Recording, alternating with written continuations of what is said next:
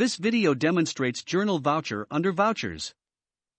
Journal Voucher is used for non-cash accounting transactions such as depreciation, adjustments, bad debts, etc. Suppose a customer with an outstanding balance refuses to pay. To adjust the balance against him and record the amount that is lost for business, click on Add New Invoice. Create Bad Debts account if it is not created and choose Expense as its account type.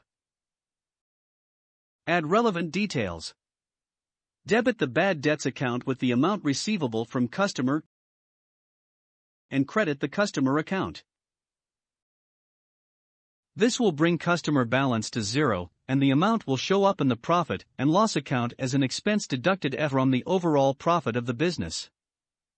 Both debit and credit amount should be equal to save the voucher. Add optional remarks if any. Click Save. Click on Print to print the invoice.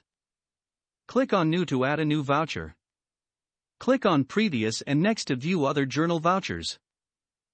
To edit the entry, click on blue Edit button. That's all for this video. Thank you for watching.